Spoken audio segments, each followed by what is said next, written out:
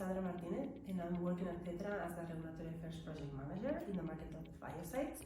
And I'm also the project leader of our quaternary ammonium compounds consortium, QuAC consortium. And today I would like to explain you a little bit more about the project. So far, we are mainly focusing on two quaternary ammonium compounds, which are DDAC and BKC. And that's because the Biocide Approval Committee, the BBC, already adopted a positive opinion on the approval of these two active substances for product type 1 and 2, meaning that the estimation of the approval, the official approval date that we have for these two active substances and these BTs, it's expected at early 2024.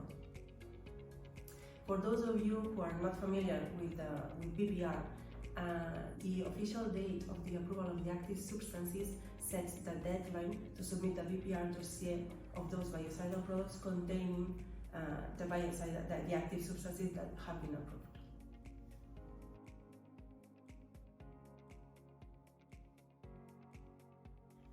Here we have to have in mind that the concept of biocidal product family has evolved. So we have now more information and more criteria and more restrictions of what a family of biocidal products means. And this is making more complex to make a unique biocidal product family dossier compiling formulations from several companies, because they are not always alike, or they are not always fulfilling the criteria that the new guidance defines, right? So the solution to that equation, it could be that we need to simplify as much as possible the formulations that we have in the family, so make them quite alike in order to succeed. And on the other hand, we also have company needs, right? And we see that companies more and more, they give priority to have specific and unique products with specific performance and claims that allow them to have a good position in the market. So in order to combine both, to combine industry needs and regulatory limitations that we may have, we've defined a consortium that will allow each company to have their own BPR dossier, but still benefit from cost saving by sharing the risk assessment package.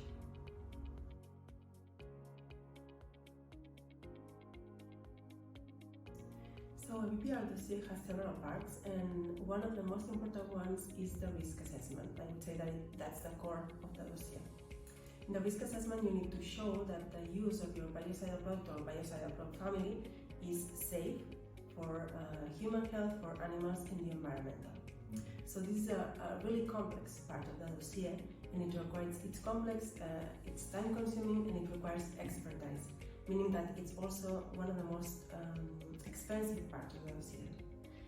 Then our proposal is based that in QuAC consortium we will have several companies with the same active ingredients, so DDAC and benzalkonium, similar uses, always considering the same BTs, BT1, BT2, BT3, BT4, and that gives us some advantage in terms of preparation of the risk assessment, right? So we have the same active substance and uses combination, and we can optimize the work that we are doing for the risk assessment and offer a safe costing for the companies that join the consortium. So with this approach, it means that the dossier is not going to be submitted within the umbrella of the consortium. Each company will submit their own dossier, and meaning that they have full control on that dossier, on the preparation of the dossier, of course, on the regulatory strategy, so they decide where they would like to submit their dossier, which would be the reference member state or the evaluation member state, and they will be the holder of the dossiers as well. And in general terms, in fact, we think that we could be speaking about a light consortium or an interest group rather than the regular consortium that we all know, right? Because at the end, here conversations and agreements between the companies that we have in the consortium are not going to be that complex, because basically we are not sharing any confidential information between the companies.